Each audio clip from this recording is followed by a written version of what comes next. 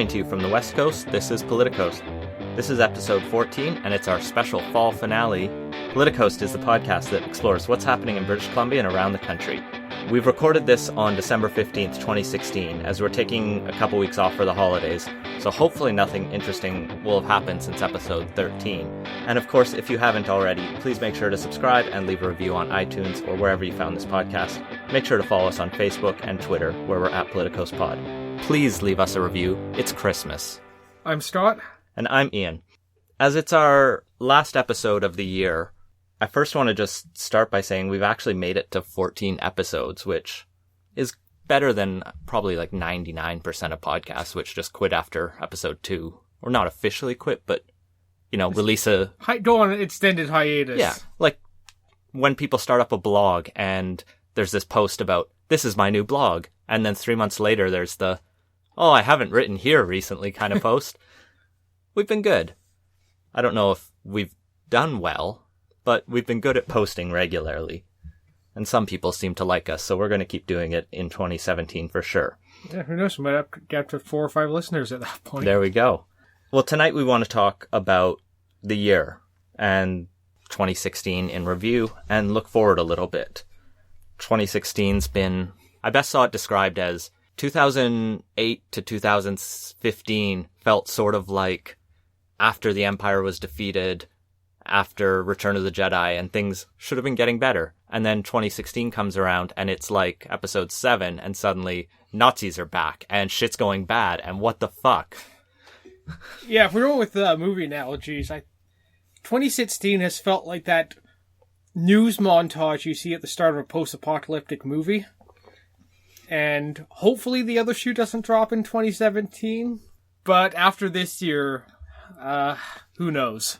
So we have sort of 3-4 things written down here as the start. Trump, rise of the alt-right, anti-globalization, Brexit. They all sort of go together, and I think they can't be separated. I want to start with the sort of rise of the alt-right, which is fucking terrifying, but it's not totally unexpected or sort of out of nowhere like I think a lot of people pretend. I know, having been on the internet for more than 3 days, that there is this sort of dark corner, the 4chans, the parts of Reddit that are just terrible.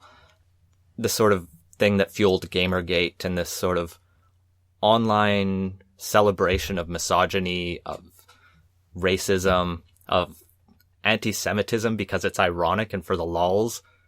But at some point, making terrible jokes does mean you are probably a terrible person. Like, you can't keep making anti-Semitic jokes without being an anti-Semite. And so this has been there as a sort of counterculture and trolls and all of that. And it has sort of grown and fueled the rise of things like Breitbart and some of these far-right media pages where the truth doesn't matter as much. It's why Ezra Levant's Rebel Media is doing so well, because there's people who are angry for a number of reasons. Maybe they feel left behind by globalization. Maybe they just feel left behind by a society that talks more and more about the rights of women, the rights of marginalized groups. And this anger has sort of found a coalescence in Brexit, in Donald Trump, and hopefully not anyone yet in Canada. Yeah, it's definitely, I think, been the kind of political story of the year is kind of this new faction that's emerged, and it's most pronounced in accelerating Trump to the White House. But yeah, it's definitely concerning, and we're seeing a lot of stuff that kind of was low-key and kept in the dark corners of the internet kind of explode out onto the mainstream. And yeah, I think it was kind of definitely unexpected in a way. We both knew it was there, but I don't think anyone expected it to really latch on the way it has this past year. We didn't expect it would be 52% of Britain or 47% or whatever it was of the American electorate, or at least not inexcusable to that much. Obviously, not everyone who voted for Trump is a Pepe the Frog meme spreading online troll. They just don't care that their candidate is. And that's sort of part of the problem. I see it. I mean, there's been a lot of retrospectives on how did we get here? What's happened? Why has this year been so terrible? The anger that fuels Brexit and that fuels the rise of Trump is real. And that is something that I don't think we've figured out, and I don't think we will ever really know what exactly, because it's, a complex social phenomenon where there is the white lash effect. There is people legitimately have economic concerns and all these other things at play. And it's hard to say, oh, here's the smoking gun. That's why this happened. Yeah, it's definitely been a confluence of factors. There's definitely some pushback against globalization for sure.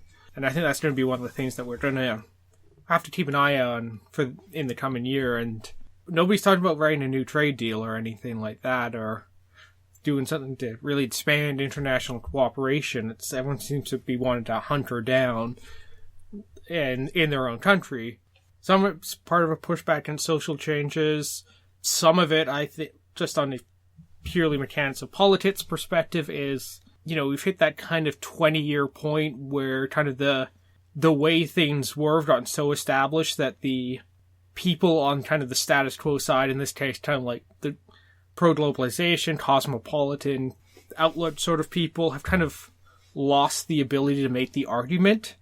And you see that kind of come up when something just becomes so established that you don't have to argue it, and you kind of lose that ability to really articulate the reasons why in a really compelling way. And for all the times I roll my eyes at some of the kind of anti-social justice memes out there, I do think there's definitely a problem with how the pro-social justice side gets communicated. And I don't think it's necessarily fueled Trump, and it's all backlash against PC culture is way overblown. It's, at the same time, the left's doing a pretty bad job of selling itself, and the more pro-globalization right's also done a pretty bad job at selling itself recently. And you kind of saw that when someone who kind of broke the mold, like Trump, came along, or Nigel Farage in leading the Brexit campaign, is that there wasn't a well-defined way to approach it, and when kind of the usual look at how far outside the norm they are didn't end up sticking, nobody really was able to articulate in a way that stuck why those positions weren't that great. Yeah, I think that breaking the mold is sort of what happened this year more than anything. And I don't know that it comes from a poor ability to argue the fundamental values of liberal democracy or just taking them for granted. It's just been a sort of slow and growing break between people who live in cities and near coasts and sort of the rural demographics and the more church-going demographics who have a traditional way of doing things. And it's not that there's a lack of communication between these two populations. I've heard at least a number of stories, at least, of the sort of people who grew up in the country. I grew up in the country and moved to the cities and really sort of flourished into liberal values then. And they sort of look back and go, look, I can't identify with the people of my small town. I identify with them on a cultural, I grew up there and I know what it's like, but also I reject big chunks of the morals and values that sort of form that community, because they frankly don't work for diverse, pluralistic cities where you do need to get along with people who are different than you.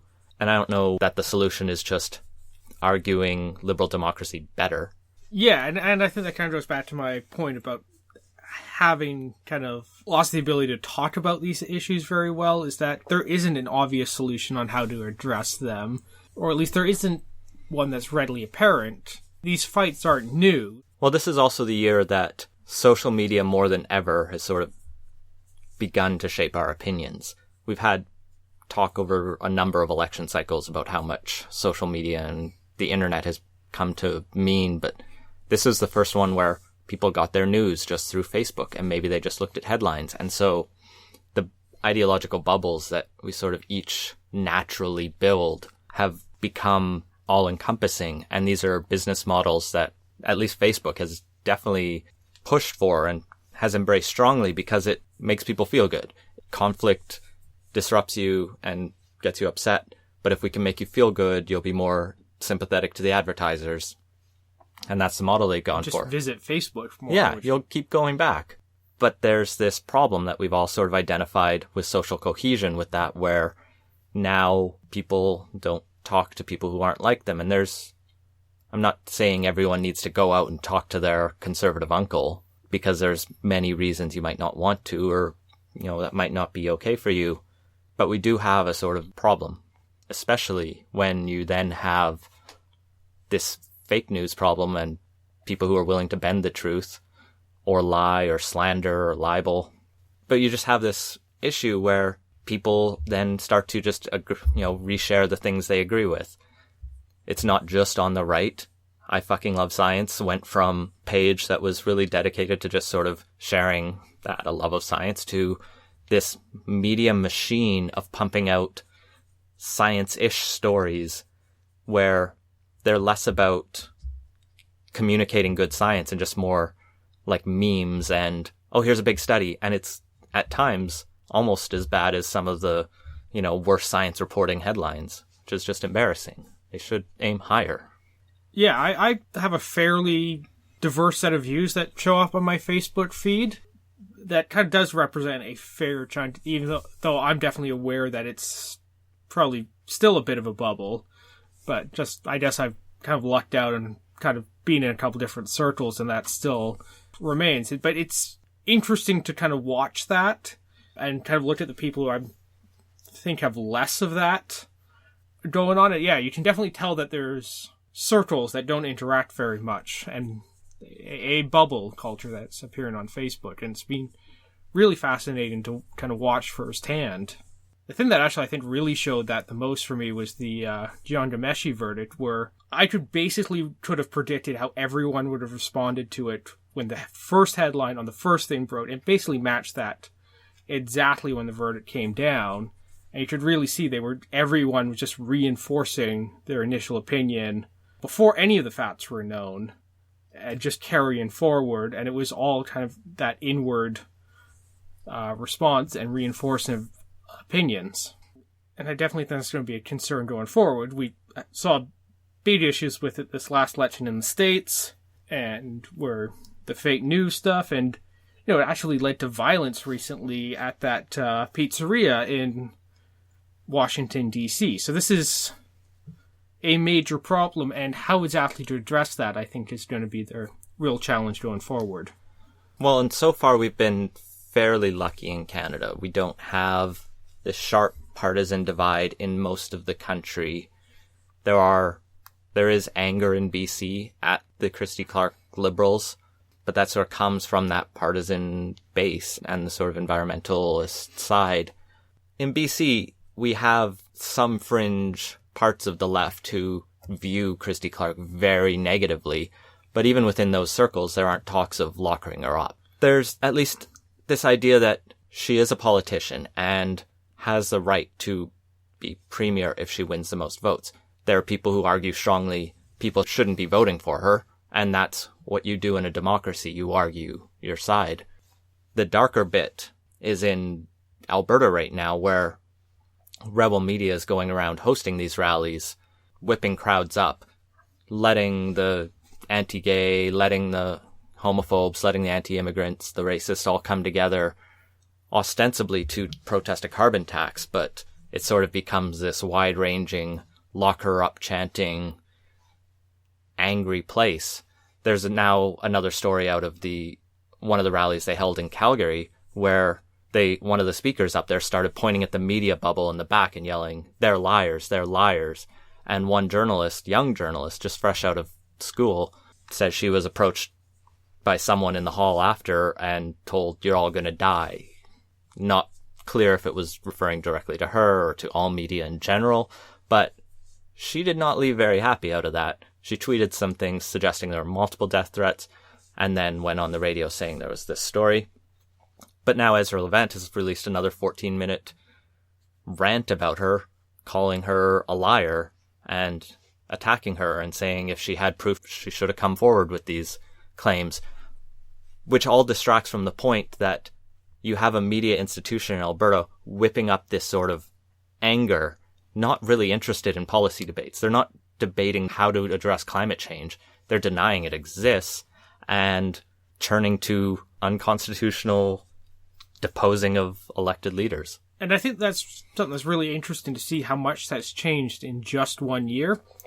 During the 2015 federal election, when an angry conservative reporter yelled at some journalists in, I believe it was Winnipeg, one of the prairie cities, it made headlines for a couple days just because of kind of how outside the norm it was.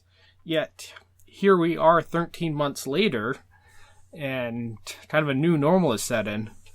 I think it's so incumbent on leaders we have right now, to especially on the right, when you have these sort of extreme right-wing rallies whipping up this fervor, to just denounce it. We're seeing that happen in some quarters, and that's a good start.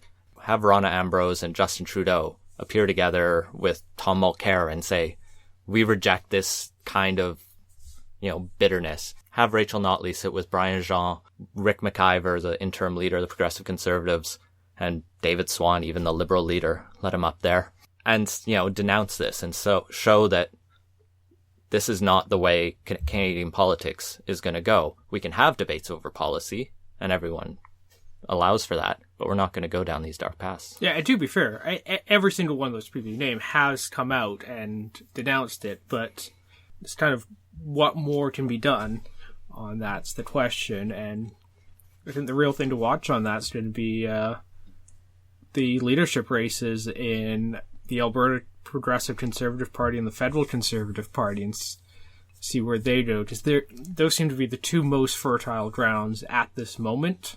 Yeah, there's not a big sense that I have that this is happening in BC yet. No one's, maybe because the BC Liberals are sort of a moderate right party that even, swings left on some issues recently. They've brought in some of the transgender rights finally. Yeah, I mean, they're more of a, what you'd call liberal 100 years ago liberal party.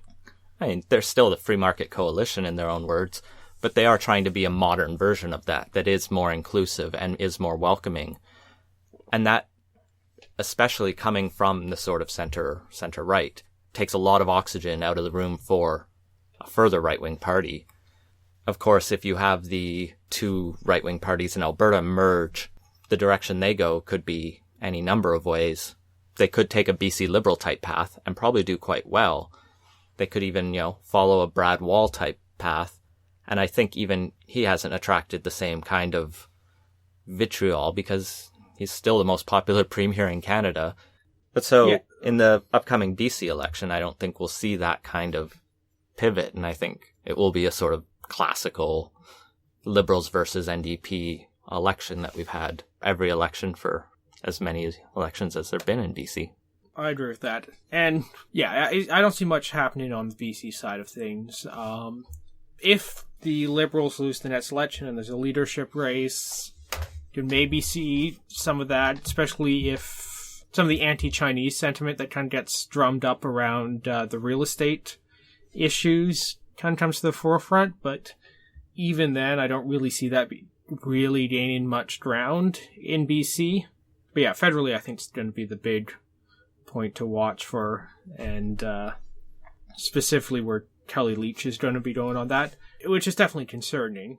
The one bright spot I see on that is at least the traditionally social conservatives don't really seem to be gaining any traction in it. And Brad Truss is hovering around 2%, and nobody's expecting him to make it past the first couple rounds of the ranked ballot. Including Brad Truss. Yes.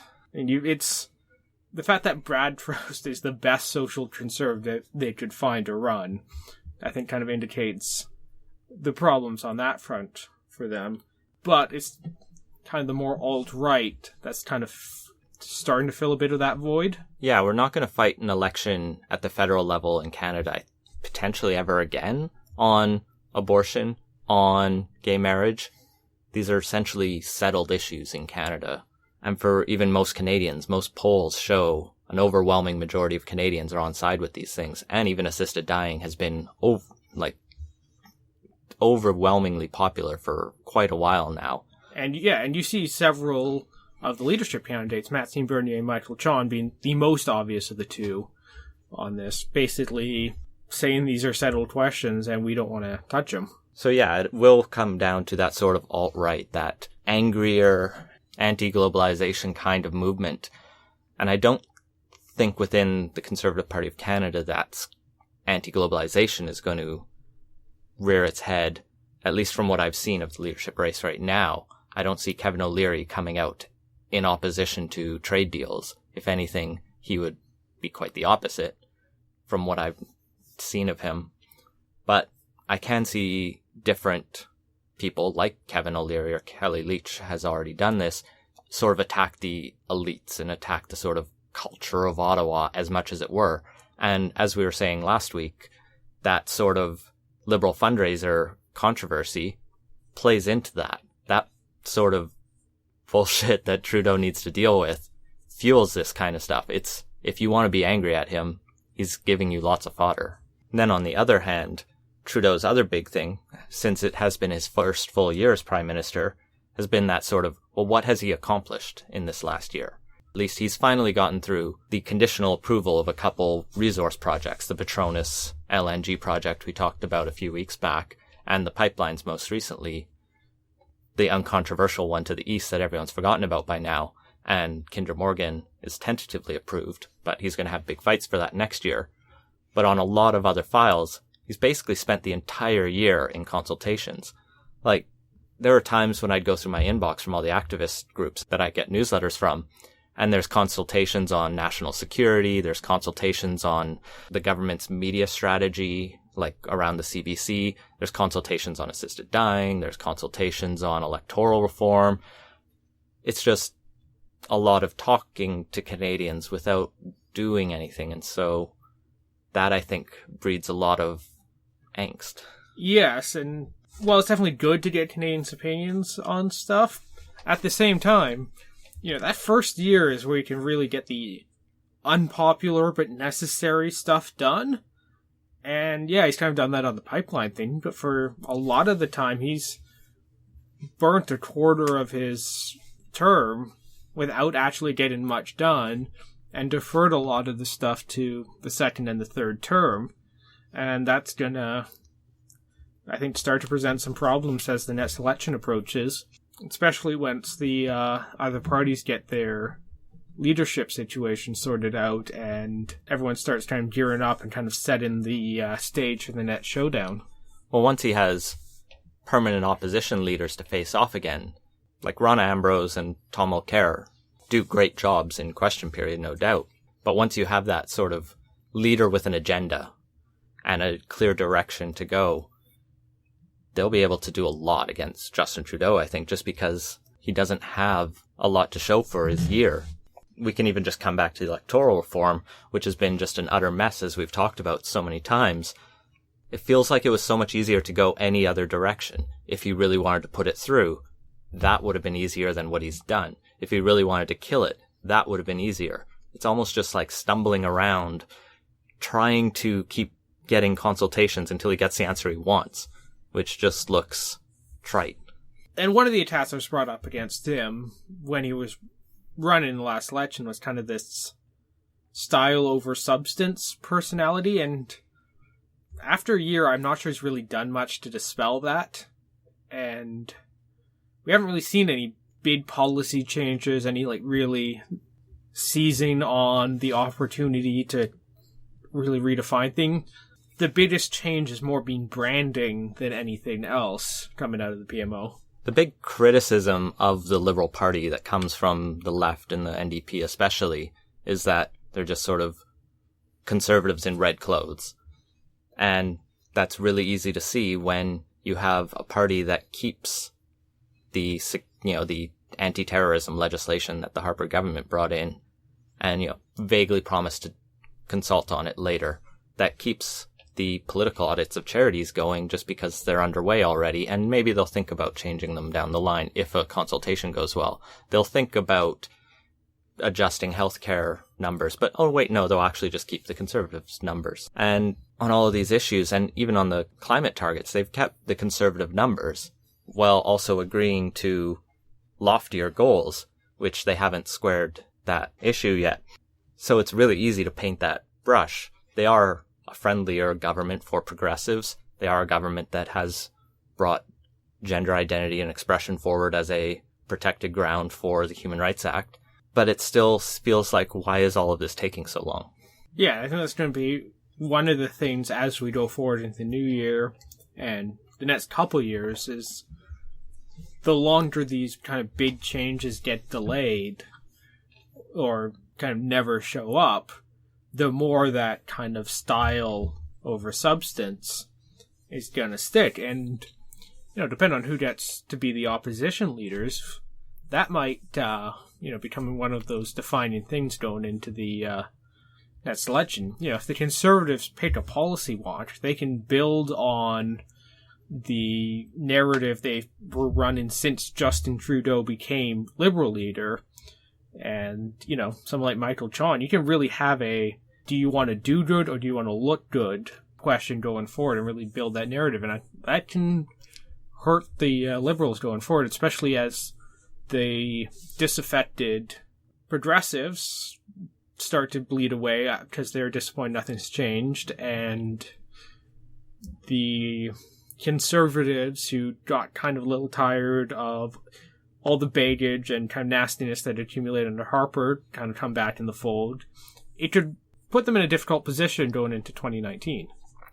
Yeah, and that lack of progress on all these issues has opened up a big space for a potential NDP leader to step forward and say, I'm the person who can bring real change in the next election, maybe even a Nikki Ashton type to go even more radical. Like the NDP actually has space to go not off the deep end into communism, but they could go fairly radical and use it as a challenge to Liberals to say, look, you're not doing anything. People are going to be tired and go back to the Conservatives. Let's actually go hard left on this. But at the same time, we've also had this weird year where Mulcair is still around. It was over a year ago that he lost the election that he was supposed to win, and that's what sort of surprised everyone. He went from leading in a couple polls just before the election, or when it had just started, to still putting forward the party's second best performance ever. But it was a very disappointing kind of thing, and in the following weeks and months, the party dropped further in the polls to the point where it would be back to its sort of old self of 14 to 30 seats. And that's where it's still sort of sitting in the polls. And that's why I think the delegates who turned out to the convention back in Edmonton unceremoniously stabbed him in the back, as the media like to portray. But on the other hand, he also kind of sat around going, well, I'm willing to steer the ship until someone else decides what to do. And I think he was thinking he'd win it. I don't know what happened there, but he's still around. That was actually quite an interesting convention from this past year, was the NDP convention, because not only did Tom Mulcair become the first leader to actually lose a leadership review in Canadian history, the NDP also brought forward the Leap Manifesto, and they said they were going to review it and bring it up on the next convention, they kind of got stuck with that brand. And I don't think it stuck too much, mostly because everything else is distracted with. And the NDP basically hasn't really done anything or gotten much publicity in the intervening time. But how that's going to shake out is going to be interesting. And as we look forward, is going to be the next NDP convention when that comes up for a vote on to whether make it an official part of the party platform. And that could be quite interesting. And you're talking about going kind of that far left, and there's definitely some room there for them to go. But it's going to be interesting to see if they take that more radical approach. And that's kind of one of the ongoing debates within the party is, do we want to be that pragmatic challenger that will one day gain power and govern, or do we want to be that kind of radical party of, the rabble-rousing left? Well, this has also been the year where the only NDP government in Canada is, oddly enough, in Alberta, where no one would have ever predicted it. And the Rachel Notley government is one that many view as radical, but I think by most reasonable Canadians view it as sort of a pragmatic, moderate left party. It has done a lot in its sort of first half of its mandate, and it's been really impressive in that. And a big chunk of that is due to Brian Topp being able to, use the expertise he has from organizing in so many different provinces with different parties or different parts of the NDP. He's actually just decided he's going to step away from the Alberta NDP and move back to Ottawa to supposedly be with his adult children. He's still only in his mid-50s, so I have to almost wonder if he's just trying to get some distance from the Alberta NDP before the BC election, or if maybe he once again has sights on the federal leadership, or maybe he really is just taking a break from politics and wanting to be with his family. He'll be someone to watch, I think, in the next year. But getting back to the Alberta NDP, it is that sort of pragmatic but popular and interesting. Yeah, they've mostly hit kind of the low-hanging center-left fruits, and they really haven't brought any big radical changes. Well, they're radical for Alberta. Yeah. But for the sort of Canadian consensus, bringing in a carbon tax only really brings Alberta in line with BC. Doing some of their work on cleaning up money in politics brings them more in line with the federal government's approach, and I think that's a widely popular view across the political spectrum. No one really likes the big money in politics. But they're not the vanguard of the revolution. No, for sure. The other kind of big political story this year is the Conservative leadership race, and, well, technically both them and the NDP have a leadership race underway. The Conservative one's actually kind of going on, and there's energy there, and we've seen quite a few candidates show up, 14 as of now, with, possibly number 15 being Kevin O'Leary. And at least from my perspective, it's been quite an interesting one to watch. You kind of see every faction of the party show up, and while some of the candidates have been disappointingly vague on policies, there's actually a lot of interesting ideas being proposed, from Michael Chon's $130 a ton carbon tax and changing the way MPs get to represent their constituents and vote more freely, basically promising to get rid of a lot of that party discipline stuff that basically makes them sock puppets of the party leader, to Maxime Bernier's kind of free markets. We're going to tackle all these little tiny things that make Canadian lives more expensive. In our last episode, we talked about supply management and, credit where credit's due. He's brought this kind of wonky topic kind of into the forefront, and yeah, there's a lot of good ideas and some bad ones being batted around there, but you're seeing a lot of interesting policy proposals on kind of the economic front, and then you're seeing some not so great policy proposals, at least in my opinion, on kind of the social front there. But there's at least a fair number of ideas being batted around, and there's kind of an active and energized debate going on in the party. Of course, all of that is to some extent overshadowed in the broader media by its obsession over who's the Canadian Trump, and they focus on Kelly Leitch, who's all too happy to play the Canadian values obsession and this coded, well, I like a lot of what Mr. Trump talks about, or without actually saying she endorses him, because then she can go, well, I didn't endorse him. And it's, that dangerous game we were talking about. And it's going to be interesting to watch over the next year how the media plays and moves around that discussion, because I think a lot of the media, especially in Canada, is starting to really become aware of what happened in the States that sort of fueled Trump. Like, what specific things did the media do / not do that gave him more prominence? Yeah, so, the Kelly Leitch thing's definitely going to be something to watch going forward. And, well, I don't think she has too high a chance, especially in a ranked ballot situation, and where a good portion of the party's going to be focusing not just on what the ideas are, but how they can bring that forward into the next election and who can really be a good standard bearer for them. I don't see her gaining ground to the point of winning the leadership, but at the same time, throughout the last year, I said the same thing numerous times about Donald Trump and was wrong on that, so we're going to have to see on that. But the Conservative leadership race is definitely something to keep a close eye on. So yeah, the leadership race concludes in May.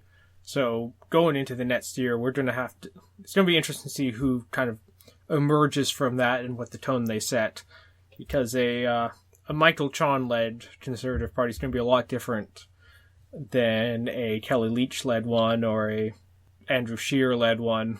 Or even a Maxime Bernier-led one. Yeah, and Maxime Bernier is doing quite well. I mean, he's leading the fundraising numbers. He's got a decent base of support. I don't think he's going to be as competitive in a general election going forward as Michael Chon, but, he's reasonably charismatic, has a decent amount of policy position to really articulate and can gain ground on, but there's enough of those kind of bits of baggage there between the classified documents scandal and some of his more nuttier libertarian positions. He's advocated going back to the gold standard and a few things like that, that I'm sure the Liberal opposition research team has ready to go. In terms of who I think can reasonably contest the general, it's probably going to be Michael Chon and Andrew Scheer, who are the two most likely to successfully win the next election, but we're just going to have to see. Because literally anything can happen now, as we've seen. So we'll definitely be watching that going forward. Also coming up in May is BC's general election. And I guess I hadn't even put it together in my mind that these are going to be happening in the same month, which means our spring is going to be busy as shit. But we will be covering the BC election for sure. Yeah, and I've spoken with a few people who are members of both the Federal Conservatives and BC Liberals, they're gearing up for a very busy spring between the general election and the leadership race. I guess this is part of why the federal NDP wanted to put their leadership a bit further off, just in case. Just so that their supporters in BC would get a bit of a break from the fundraising emails and the volunteering necessary to sort of take on 2 campaigns at a time. But as we sort of look at how the BC election is shaping up, it's a really weird one because the Liberals have been in power for a long time, but the Christy Clark Liberals aren't this tired government in the same way that the Progressive Conservatives in Alberta became a very tired government. Now, it was 40 years, obviously, but most governments in Canada are tired after a decade in power. She wasn't popular in her caucus when she came in, and there was a sort of cull that happened. And so she's managed to sort of replace all of the people who were the Gordon Campbell Liberals, and maybe even tainted in that way, with her sort of team. And there is some overlap, but some of the things I've heard from people like Bernard von Scholman and BC Iconoclast is that it does feel like a new party, like a young party, like one that is trying to bring forward new ideas. And of course people will disagree with that, but this is a government that doesn't feel as tired as it could. Yeah, and I mentioned I got a chance to speak to a couple kind of people who are active in it, and they don't seem worn out at all, but this is also a very biased sample, but they're definitely, from the active supporters I've had a chance to interact with, there's still an energy there. And we'll see how much the general population feels the same way, because they're definitely getting tired a bit, but at the same time there isn't that really energized opposition either. I mean, the NDP, internally they're reasonably energized, but they haven't been able to kind of gain traction as much as they really need to so at this moment with the general populace. Yeah, Christy Clark's sort of sitting in that middle ground. Most Canadian premiers are mildly unpopular. Brad Wall and I think Stephen McNeil are pretty popular right now. Everyone else is sitting around, eh. And then Kathleen Wynne is hated. But from BC, Alberta, and many of the maritime provinces, they rank 30% on their premier's approval ratings. And there's just not this animosity and desire for change. And maybe that's what's going to be the hardest hill for the BC NDP to climb, is can they make the case that BC needs a change when overall, things aren't too bad in BC. Yeah, the general aggregate statistics are reasonably good for BC. We're doing fairly well on economic growth. Employment's pretty decent.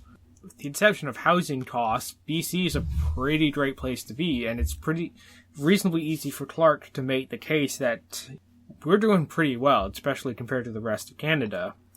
So the NDP do have that opening on housing, but they really have to make that case, and it's not going to be the easiest one to make. Well, and people's perceptions can be wildly different from the economic statistics. We just saw that in the States and in Britain, where, again, both of those countries were doing pretty well. The States were doing pretty well under Obama, and things were getting better.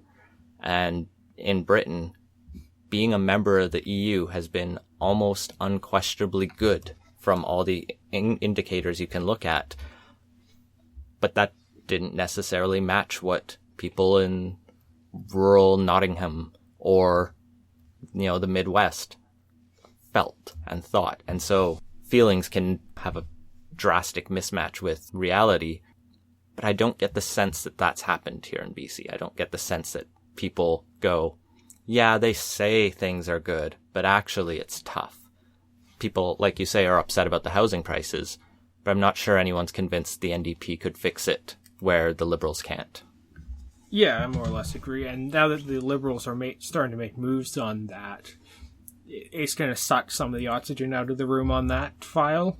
And this may be my own politics thought, but the NDP plan hasn't, it doesn't seem to be offering a very coherent, we're going to get to the root of the problem here. And until that changes, I don't really see them gaining ground, but at the same time, the questions of land use and supply and demand might be a little too wonky for them to really sink their teeth into, and it's not the sort of argument you generally see left-wing parties making anyway. And then on the other hand, you also have the BC Greens, who, under Andrew Weaver, have positioned themselves as this sort of moderate alternative that will fight hard on the environment, because they're the Green Party. They're always going to say that. But they smartly distance themselves from the more fringe elements of sort of the federal Greens and even the BC Greens in the past, and just said, look, we're a party of the middle left at times, maybe a bit more economic freedom at times, whatever works to make sure that the economy, environment, the people all move forward. And I think that message could do really well. Of course, they're stuck as a third party, so convincing people to gamble on them is going to be tough in a lot of ridings, but on Vancouver Island, they stand a fair shot. They have one seat now, and who knows how the RIP period, those are always uncertain going into them, but there's definitely room to make play to gain seats and kind of emerge more as you see kind of the Ontario provincial parliament fall, where in that case it's the NDP that moved into the Liberal Conservative and became a viable third party that has occasionally actually challenged and won power. And over an election cycle or two, you can definitely see the Greens under Weaver moving in that way. And I'd be very happy if BC did move to a sort of three-party system and a moderate, reasonable Green Party in BC could serve as a good example for Green parties around the world. There are some successful Green parties in Europe, and they, of course, range from the sort of BC model to the anti-GM, anti-everything fringe. And I just hope that the environmental movement can sort of embrace the science and the reason rather than conspiracies. Yeah, so the other big thing I think we're going to really want to watch, and we've talked about this a lot on our show, is electoral reform. We kind of left off the year with it being a huge mess for the Liberals. They struck the committee, they were moving in the direction of electoral reform, and then kind of over the last couple months, they started walking back, and then really walked back, but tripped over themselves while doing so. And right now, they're kind of the only party that's really offside on that. So yeah, the Liberal direction on this has fallen apart. They've badly mishandled the communications. Vermonts have been generally pretty horrible at putting out a coherent message, and one that basically doesn't anger anyone who's even tangentially paying attention to this. So it's going to be one of those things to watch as we go forward in the new year. What does the Liberal Party do with the report they've been handed, and do the opposition really push on that? Are we going to see, say, the NDP and Conservatives try and table a bill to enact their recommendations or something and see what goes forward? Yeah, if the Liberals want to keep their promise and 2015 be the last first past the post election, they need to do stuff in this next year. They need to start tabling bills and really moving forward. Even if they only want to go to a referendum in 2019, they'll still need to start laying that groundwork, especially if they want to win that referendum. You don't just table a referendum bill 6 months before an election and hope it goes well. We saw how that worked in Brexit. So it will be something to watch, and for reform advocates to really push on the Liberals to keep their promise and to make something happen, because this is something that's getting easier and easier to walk away from on the Liberals' part. And turning more internationally, the big thing we're going to, I think, be watching for, and the whole world will be watching as well, is President Trump's inauguration and assumption of the presidency and how he handles it. I mean, the transition's already been a mess. He's basically rewritten American foreign policy regarding China,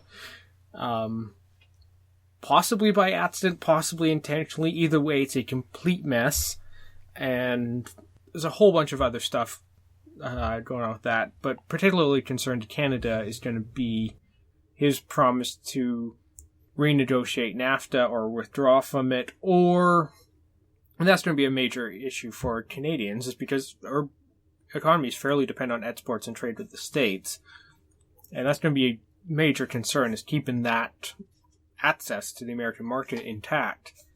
And it could really hurt the country. I think that's going to be a major test of Trudeau, is how he handles the NAFTA question going forward. And related to that, we know Trump has been hardcore against the TPP, where Hillary Clinton was also talking how she was against it, but everyone was kind of sure she'd eventually pass a version of it. No one really knows what Trump will do on it, but he probably won't really push for it to go through. And given the sort of lukewarm attitude in other countries and people's opposition, I think that trade deal's probably dead for a while. Well, it can't go forward if the Americans back out, because the requirement that 85% of the GDP represented in that trade deal must enacted in order for it to come into effect. But some countries, I believe Australia, has started to raise some kind of talk around the sides about maybe we want to reopen that provision of the agreement and change the enacting requirements of it, basically craft an amendment to it where they can enact it without the US and basically becomes the TPP minus the US. And that's going to be kind of interesting to watch. With kind of globalism on the defensive, that may be less likely to happen, but could see it. And we could see some of the more controversial intellectual property provisions that the US really push for also get renegotiated if they're not there and it gets reopened. The other big thing, of course, internationally is going to be how Trump handles defense, and some of the statements regarding NATO are definitely concerning, and Canada may be in a somewhat difficult position on that. Trump's made a big deal about countries not meeting the 2% of GDP spending requirement, and it's kind of like the one thing I actually agree with Donald Trump on, is that we really are underfunded and not meeting our NATO commitment, so there may be some more pressure there for us to step up defense spending. And just the entire realignment of that focus, his initial... We've heard a lot about Russia in the last few weeks as the CIA sort of fingers them as overly involved in the election, and that's not going to stop. You know, there's terrible images coming out of Aleppo in Syria, and these issues are all still ongoing, and it sort of with Trump backing away in some ways from the international stage, opens up space for Russia to sort of take place as a world superpower, maybe for China if they choose to push their foreign policy, which has never really happened in the modern era. They're starting to in the South China Sea and some of the islands they're claiming or building. And so, yeah, I think you're going to see a somewhat more aggressive China and definitely a more aggressive Russia. But my big concern on this is that Trump's unpredictability is going to lead to some misunderstanding that kind of balloons out of proportion and into a really bad, war or something. And the big concerns maybe say the Baltics. So we have these small little NATO countries that border Russia in the eastern Baltic, and they've always been a point of concern. And with a more aggressive Putin, there's the chance that there's a misunderstanding of how the other side will respond to something, and a miscalculation happens in that area and something balloons up into a hot war. I think definitely increased, even if Trump is more Russia friendly than any president in recent history. But that Russia question is going to be, I think, something that's going to linger and become an ongoing problem. We've already seen senators like McCain, and I believe Graham as well, voicing concern and support for an inquiry into the Russian involvement. And for many of the nominations for cabinet positions and appointments, the Democrats only have to pull off 3 Republicans to quash them, which means, you've basically, anyone who's too Russia friendly basically got McCain on side. You can pull 1 or 2 more Senate Republicans over. That can really hurt Trump's ability to enact any of the more Russia friendly policies or put more Russia friendly people in. And if the Democrats are smart, that's where they're going to really try and push against Trump in that first 100 days and see where it goes and make him burn a lot of political capital there. One other thing we're really going to be watching for in the next year is how the pipeline debate goes forward. We talked about it quite a bit in our most recent episode, and that's just going to be something to keep an eye on in the coming year and how that plays out. Just to close off on maybe a bit more of a upbeat way, this was also the year that The Strategist ended, which, for every other shitty thing that happened, those jerks had to go and close up shop, leaving us to be one of the few voices of independent political commentary in Canada. But one thing I have sort of done, and one thing I want to do, is talk about some of the other podcasts I listen to and you listen to, so people can share the love. For just that sort of day-to-day political news chasing, I think there's obviously power in politics, and their podcast version has Rosemary Barton doing a phenomenal job, questioning MPs and politicians. But for a little bit more broader takes and on the daily news, CBC's The House with Chris Hall and Macleans on the Hill have both been sort of my staples. And beyond that, I also like CBC's Pollcast with Eric Grenier, where he can sit down and talk electoral reform or the polls of the day. He's also done a great job of just making sure to talk about politics at different provincial levels. So he did a great episode on Yukon politics, which was just fascinating when they were having an election. He did a recent episode on looking forward at the BC election that'll be very relevant to our own listeners, I'd hope. The other sort of podcasts I listen to, and I actually do support, is Canada Land, just for that sort of different take and that critical take on Canada's media, which is all too often too centralized or getting increasingly bitter and partisan. One new one that's actually come up was by this think tank called Canada 2020, and it's called Brief Remarks. On it, they do interviews, so rather than chase those headlines, they try to break down Canadian politics in a more digestible form and look at different issues. So they've done episodes on how corrupt is Ottawa, and the answer is not actually that much. And they've talked about transitions of power, and they've looked at all these different lenses, and it's so far been really fantastic. And of course, for Canada Politics and Law, The Docket with Michael Spratt and Emily Tammin out of Ottawa is a great look at all the different legal aspects that are going around. Unfortunately, there's not as much happening in BC right now. There's still the Great Coast Reporter podcast for those who care a lot about Sunshine Coast news and want to follow that as in-depth as they can. And a few of our friends are out at Left at the Valley in Abbotsford. It's more of a skeptical atheist podcast, but they will talk some BC, Canadian, federal news and international news when it comes up. And I've just learned those guys have gotten a deal with Joy TV where they're actually going to turn their podcast into a TV show that will be aired across Canada. So look forward to that. America's where most of the political podcasts are, and I don't think we need to give tons of suggestions there, but there's a couple of ones that aren't so much political, but kind of more focused on the policy side of things, which I definitely recommend. NPR's Planet Money is fantastic on the economic side of things. Freakonomics Radio is also very good. And I also want to just plug Open-End Arguments. Started up this year and kind of covers U.S. law, kind of a novice talking to a expert lawyer and kind of getting kind of a basic breakdown of how the law works. And it's great chemistry on there. And they also sometimes cover topical stuff. Like they did an episode on the Hillary Clinton emails and just what the law says on it and whether or not there was a solid case there. I definitely second Opening Arguments. It's been fantastic.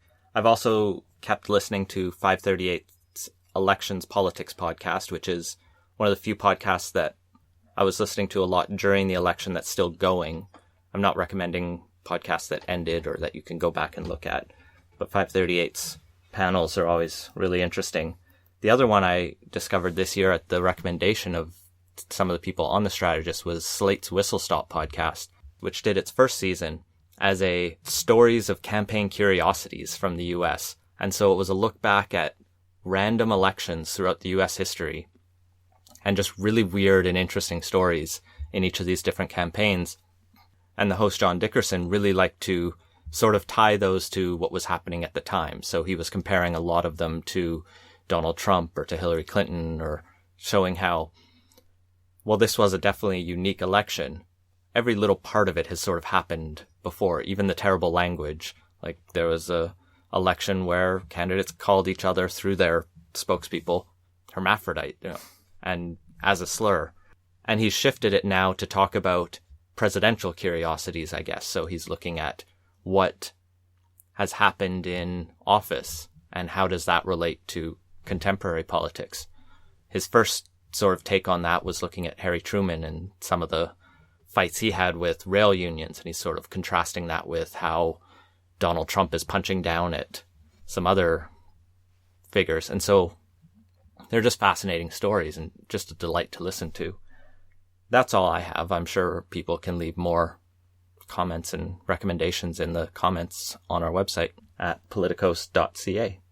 And that has been Politicos Year-End Review.